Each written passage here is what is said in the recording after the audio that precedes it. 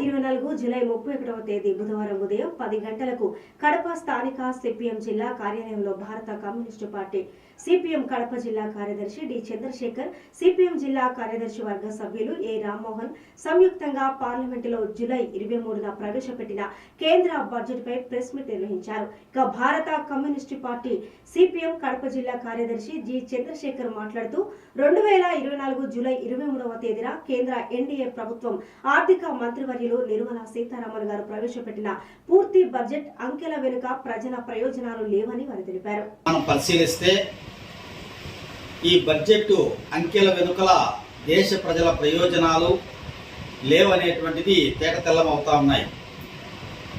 ఈ బడ్జెట్లో ప్రధానంగా సంపన్నులకు పేద మధ్యతరగతి ప్రజలకు సమానంగా పన్నులు వేసినటువంటి పరిస్థితి మనకు కనపడతా ఉంది. పన్నులు అనేటువంటివి సంపన్నులకు వేయాలా, రాయితీలు అనేటువంటివి వేతన జీవులకు ఇవ్వాలి. దీన్ని ఈ పార్లమెంటు విస్మరించింది. రెండోది, ఈ బడ్జెట్లో ప్రత్యక్ష పన్నులు తగ్గించినట్టుగాను చూపిస్తూ అంకెలు పరోక్ష పన్నులు విపరీతంగా పెంచినటువంటి పరిస్థితి కనపడతా ఉంది. అలాగే ధరల అదుపు విస్మరించింది.